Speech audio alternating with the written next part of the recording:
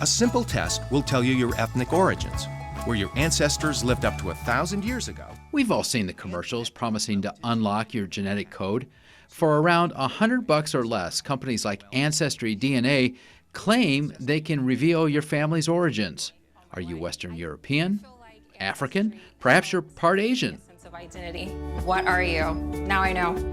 But what is DNA? And what do scientists think about these home kits? For answers, I came here to Streisinger Hall, the Center of Molecular Biology Research at the University of Oregon. So I like to think of DNA as a set of instructions, like a cookbook that makes each of us who we are. Are you going to put worms on there someday? Diana Labuda, an assistant biology professor at UO, says DNA is like a four-letter code from the alphabet. String enough letters together and you have a sentence, which is like a gene. Those genes form chromosomes, which we inherit from our parents. We have 46 chromosomes, and 23 we inherit from our mom, and 23 we inherit from our dad. She says that before modern travel, our ancestors rarely strayed far from home. Over thousands of years, each part of the world developed its own genetic markers, markers that scientists can detect. You can also think of it as like a dialect that has evolved for a specific region. We wondered what would happen if we gave a person 3 different tests from 3 different companies.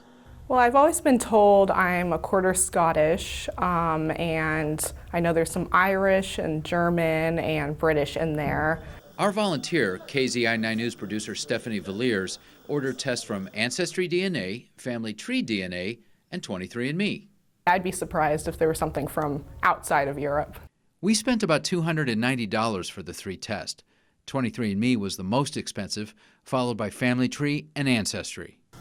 2 of the tests make you spit in a test tube, but one, Family Tree, allows you to do a simple cheek swab. But they all have easy-to-follow instructions and a handy package to mail your sample back to the lab. The Family Tree DNA test, I think, was the easiest because it just required a cheek swab. They're supposed to take 6 to 8 weeks. Oh, here we go. Sure enough, 6 weeks later, we got emails from 23andMe and Family Tree. Family Tree, said Stephanie, is 50% from West Central Europe, 48% from the British Isles. She also has a trace amount from Scandinavia and Southeast Europe. 23andMe also reported about half of her DNA is from the British Isles. But they also said Stephanie has a higher amount of Scandinavian origins, plus some DNA from Finland. They also found DNA from Eastern Europe and a trace of Jewish DNA, but nothing specifically from Southeast Europe. Whoa, that looks scary. Okay. There was also a twist. According to 23andMe, Stephanie has more Neanderthal DNA than 99% of the people they've tested. So I guess I'm related to Neanderthals. 3 weeks later, we finally got results from Ancestry. Again, it was mostly Western European and the British Isles.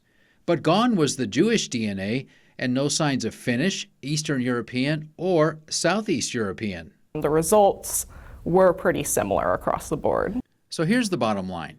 Even with their slight variations, all the results confirm that Stephanie is European. I would say that this is kind of a glimpse into your ancestry. Back at Streisinger Hall, Professor Labuda says people need to keep the test results in perspective. It's not necessarily 100% accurate or 100% predictive. But for Stephanie and millions more just like her, the results have opened a new chapter into her past. I think everyone should take it because, it's really interesting. It turns out that we all have secret stories just waiting to be told.